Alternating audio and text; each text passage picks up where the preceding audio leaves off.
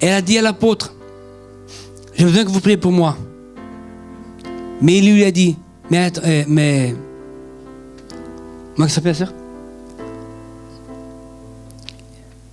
Son nom, j'ai dit tout à l'heure, hein? Louise. Mais Louise, vous ne croyez pas en moi?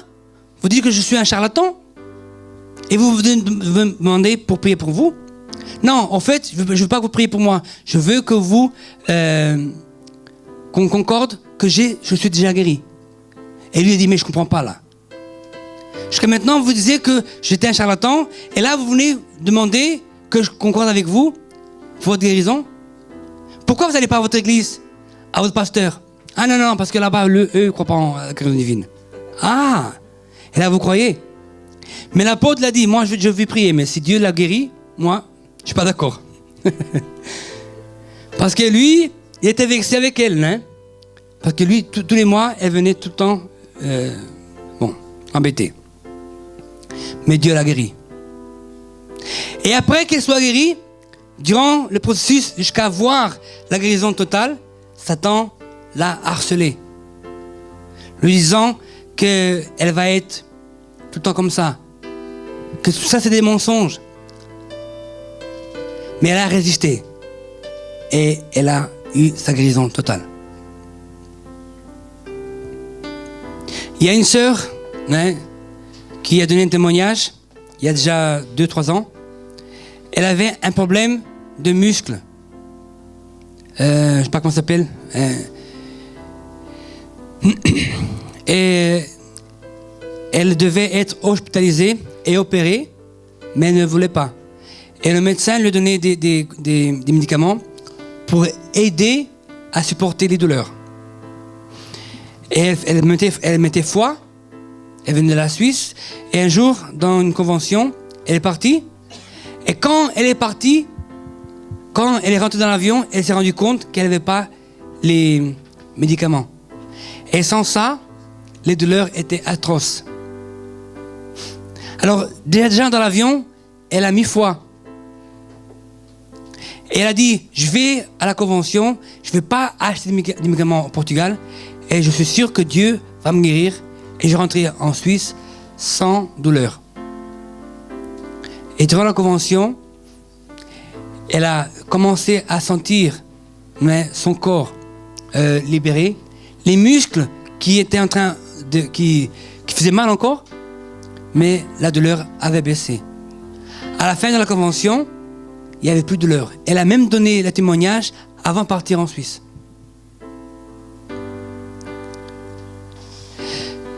Quand nous, je ne veux pas dire qu'on doit faire ça parce que je le dis. Non. La personne doit croire. Si mes yeux, si mon cœur croit que les médicaments, c'est la solution, alors la personne va rester tout le temps emprisonnée par les médicaments. Mais si la personne dit non, c'est pas mon but de prendre des médicaments. Bien sûr qu'il doit prendre au début, mais il doit avoir le but de laisser les médicaments. Et pour ça, il faut croire. Alors, jamais personne m'a écouté. C'est important aussi que je veux vous donner comme exemple pour que vous puissiez voir l'importance auquel nous, on regarde. Il y a une sœur dans certains pays. C'est une personne qui était forte. Et un jour, j'étais parti dans ce pays-là pour visiter l'église. Et ce couple m'a invité à dormir chez eux. Et ils m'ont donné leur chambre. Et dans la chambre, quand on rentre et qu'on sort sur un meuble, pas trop haut, il y avait un peluche, un gros cochon. Bien gros, mais bien gros. Et avec délicatesse, il dit, vous avez un gros peluche dans votre maison. Ah oui, c'est ma fille qui m'a donné. Et moi, j'ai ça comme estimation. Et je dis, sans vouloir vous vexer, peut-être que c'est quelqu'un qui vous a donné ça, votre fille, avec amour. Mais sans vouloir vous vexer, ça c'est pas une bonne image pour vous. C'est pas une bonne image. Parce que ce que vous voyez, vous et votre mari, ça fait que vous croyez que vous-même vous le serez. Le fait, c'est que lui et elle, mais surtout elle, était forte, bien forte. Et aujourd'hui, non. Et c'est une pasteur, hein.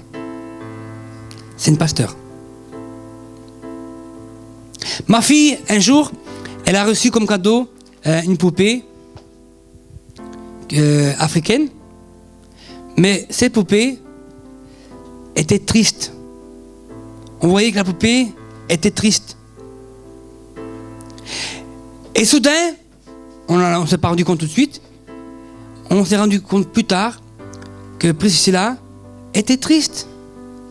On dirait qu'elle était sans réaction, tout ça. Et on a prié, moi et ma femme, elle avait 4 ans, 5 ans, je ne sais plus. Et on a demandé Saint-Esprit qu'il puisse nous montrer qu'est-ce qui se passait avec elle.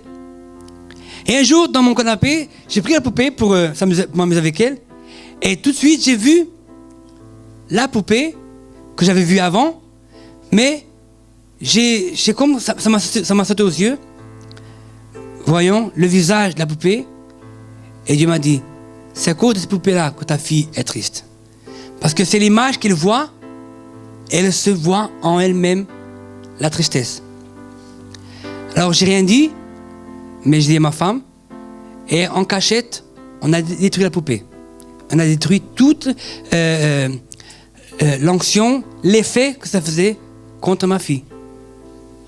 Remède. Remède.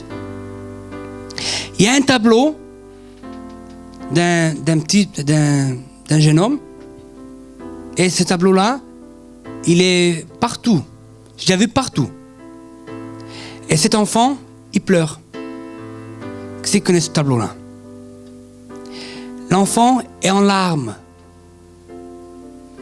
La personne qui voit ce tableau-là, c'est pas gai. Alors, il y a une oppression tout de suite. Mais attention, la larme, elle est en forme de serpent. Le bout de la larme, c'est une tête de serpent. Alors, Satan, il arrive à faire des choses pour manipuler les gens et les concentrer dans un but que lui, il veut. Mais quand je parle maintenant de l'Église, nous, on doit enlever nos yeux des problèmes, des choses qui nous focalisent pour être tristes, préoccupés. Quand on a des dettes, si nous, on regarde tout le temps les dettes, et on dit comment je vais faire, personne n'arrive à sortir du problème des dettes. Il faut pas regarder les dettes, parce que les dettes vont vous mettre paralysés. Il faut sortir du problème. Premièrement, voir la parole. Si c'est des dettes, il faut semer dans le royaume de Dieu pour que Dieu puisse multiplier les semences. Et en même temps, il faut parler la parole, confesser et se dire à soi-même, Seigneur, merci parce que je suis prospère. Mon compte bancaire, il est plein en Jésus-Christ. Et il faut parler la parole de Dieu, il faut confesser. Il faut se voir différemment. Quelle est l'image que vous avez de vous-même? Quand vous regardez dans le miroir, qu'est-ce que vous voyez? Qui c'est que vous voyez dans l'image, dans le miroir? Personne sombre, triste, affaiblie, sans espoir? C'est l'image que vous avez de vous-même? Quelle est l'image que vous avez de vos enfants? Quand vous voyez vos enfants, qu'est-ce que vous voyez? Quel est le futur que vous avez pour eux? Comment que vous parlez par rapport à eux, Georges? Qu'est-ce que vous êtes en train de confesser pour eux? Quand ils sont affaiblis, comment que vous leur parlez. Quand ils ont des problèmes, vous allez les aider à résoudre. Parfois, ce n'est pas la solution. Il faut lui dire, non, tu vas y arriver. Voilà, fais-le. Allez, hop, tu vas y arriver. Je confie en toi. Je sais que tu es capable. C'est pas faire tout pour eux. Parce que si on fait tout pour eux, ils n'ont pas d'expérience. Et sans expérience, personne n'arrivera à vaincre quand ils sont tout seuls.